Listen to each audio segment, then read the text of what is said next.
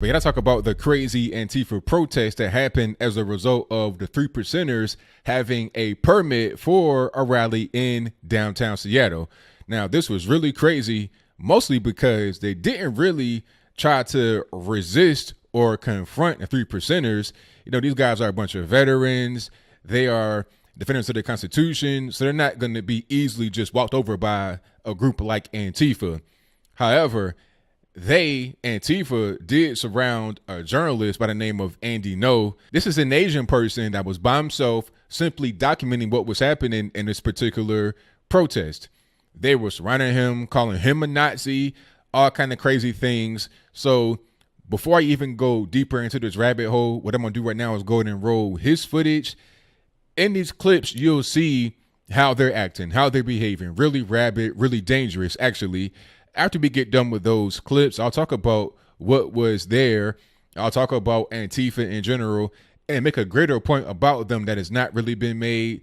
I'll talk about the 3%ers, and I'll talk about this overall feeling of not wanting to abide by authority in general and how it's allowed to persist in our country. Then I wrap it on up with a nice bow on top. So without further ado, let's go ahead and roll it. So here's the thing about being an anti-fascist. Is we are on the right side and they are on the wrong side. And we're not ashamed to be anti-fascist. And if they think that they can come here and stick little teeny tiny weeny peanuts cameras in our faces to try to intimidate us, they can go take another think, because that is bullshit. We're not intimidated by their bullshit. They think they have us intimidated. We're not intimidated. We're not going to take their provocation. We're going to stand here and we're going to let our message be very, very clear that we are anti-fascist and we want these assholes to go away. Nazis go home. Nazis go home. Nazis go home. Nazis go home. Nazis go home. Nazis go home. Nazis go home. Nazis go home. I can see in your eyes that you got some Asian descent. Check your fucking history. Your history shows you that you can't trust your enemy, but that you're using your enemy against us. Spying. Yeah, because it's coming. It's coming. I'm bringing the energy. That's why they keep checking on you. You understand? Because they want to know. Because I'm known to do this shit for real. Because some of us didn't really come to talk. Some of us really come to die, dude. Are you willing to die for a YouTube shit? Yeah, but that's what's gonna come, man. Death is coming to you, dude. Real shit. To feel that energy, that's why your heart's pounding. I'm here to let you know, judgment's here. And you spying and doing this punk shit is gonna get you end up hurt. Real shit. At some point you're inciting conflict, and then we're gonna take some action to remove you from the area. Do you understand that? How am I inciting conflict? Oh. Because we're ending up in confrontation here. If it becomes this can become a public safety issue, okay, where it's difficult for us to manage with people potentially getting hurt. Okay. Okay. Now, if you want to protest, you have the absolute right to exercise your. I'm not protesting. Rights. Okay. You have a right to be where you want to be to a certain extent as well. Okay. But if we're inciting a potential conflict. Okay, just let me know when you think that I'm doing that and how I can de-escalate. Okay. Okay, so you see that. You see what's going on. Now, this is par for the course as it relates to Antifa. One thing I got to mention off the bat is how the media always tries to label Antifa as the good guys, the quote unquote, real resistance against evil, against the white supremacists. They don't say that they are supremacists. They don't say that they are dangerous, which they are. They'll just say that they're counter-protesting. The 3%ers were not even having a protest. They were having a rally. If Trump is having a rally and then people come up to try and throw eggs and stuff on the stage, do you call the egg thrower a counter-protester, or do you call him a protester? Do you call him a rabble-rouser? Do you call him a disruptor? That is what they are, and that is what Antifa is. It's what they always have been, especially over the past few years, at least in USA. In Europe, it's a whole different story, but here in the United States, there are a bunch of people that just want to come and disrupt anything that is going on, mostly dealing with conservatives. Now, in the case of the journalist, he was just minding his own business trying to record. you got this guy talking about you want to die for this YouTube stuff.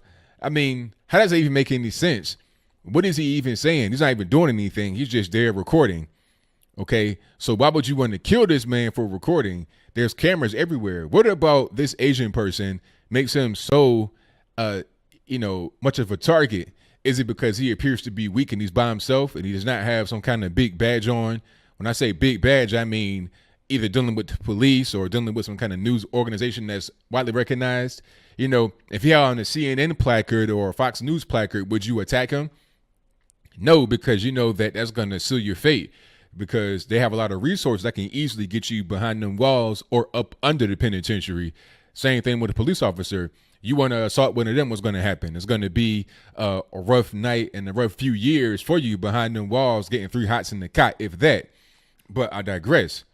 The point is that they want to attack those who they feel are weak. I've not seen any footage of Antifa trying to attack 3%ers. You know, these guys ain't really no joke. And they're not even really fighters like that, as far as the guys that I know that are affiliated with that. They're all about trying to defend you. What I get from the 3%ers is if they were to fight, they will be the bully's bully. You understand? They're not going to be out there bullying people. They'll bully those who bully others. They are defenders and protectors. It's like having bodyguards, but they defend the Constitution and they defend the entire country. That's kind of what I get. The media would call them a paramilitary group. They would call them a militia. They would try to attach little things to them, a far-right extremist militia group, to make them appear to be dangerous. But I think I would rather be around the 3%ers than I would be Bloods, Crips, anybody else, any of these other gangs of different races in the US of A. But I'll move on from that. A point that needs to be made here about Antifa is how I think a lot of them, especially on the left coast, Seattle, Portland, LA, San Francisco, a lot of them are on drugs. Yes, I said it. Seattle has a very big drug problem, a lot of heroin going on. Cocaine's probably high too. The weed is just like, that's always there. But I think once you have this culture of drugs not really being a big deal, it leads to things like this. People don't really understand how people on drugs behave. I've been in a drug-infested neighborhood. I know how they act. They do irrational things. Just like what I was talking about, where the guy was saying, do you want to die for this YouTube stuff?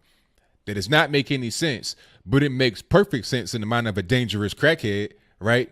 It makes all the sense in the world. I do not want to be in an environment with people like that are on drugs, that are highly unpredictable, dangerous, volatile, short fuses, not making any sense. I don't want to be around that.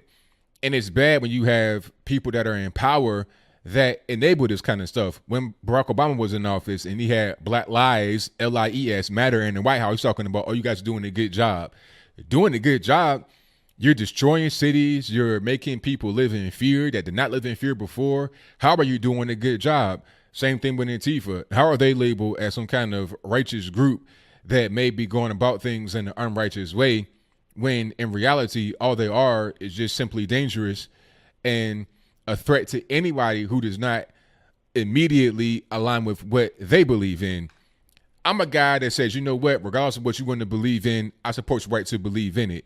You could be gay, straight, left, right, agnostic, Islamic. As long as you don't hurt me, as long as you don't hurt the country, as long as you abide by the laws, then go for it. Whatever you want to do is all good with me. I'll defend your right to be able to do it. But when you start to invade in the country, it's like with this whole, this border wall situation. And by the way, some of the people that organized the Antifa event were also organizing another event that was in favor of the caravan, talking about let them all in.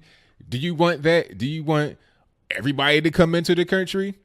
Even those that have communicable diseases, things that, have been eradicated. I mean, you're talking about, you got guys that might have polio. Some say polio has been eradicated, but I thought the plague had been eradicated too. You had the plague, an example of it in New Mexico. Now, why in that particular state, out of all the states in the whole country, why in New Mexico? It just happens to be a border state. I mean, I'm just putting two and two together. I don't want no kind of 28 days later zombie outbreak to happen because of virtue signaling from these bleeding heart liberals or these crackhead liberals. I don't want that at all. I want to live in a safe, nice country.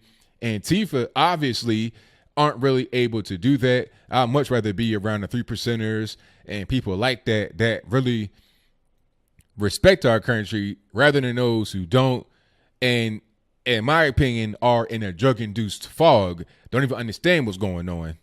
So that's pretty much all I got to say about that. What say you? Do you think that Antifa are, as what I described, they're volatile, they're evil, they're dangerous, they don't really have anybody's best interests at heart, not even truly their own, because you got a lot of LGBTQIA, ABCD people in there, right? And they're talking about let them all in, support people that come from third world, dangerous countries, terrorists. They don't understand that these people are not going to be singing Kumbaya with you in front of some campfire with some s'mores. They're not going to do it. They're going to be looking out for their own best interest. And if their best interest means that you got to die, then so be it. That's what they feel. You're inviting your own demise. Okay. You're inviting the end of your own country in which you live.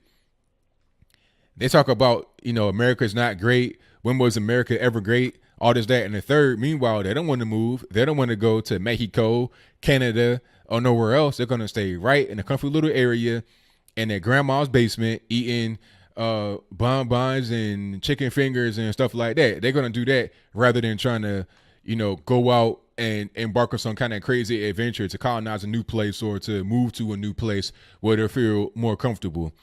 I'm kind of getting long-winded, but I just want to hear your particular thoughts about these individuals, about the 3%ers, and about the drug culture in general on the left coast. Do you think that the drugs are influencing what's happening over there with these protests? Because I see a lot of just anger and vitriol over there. Is it because of the liberalism or the drugs, a combination of both or neither? Whatever your comments are, please let me know in the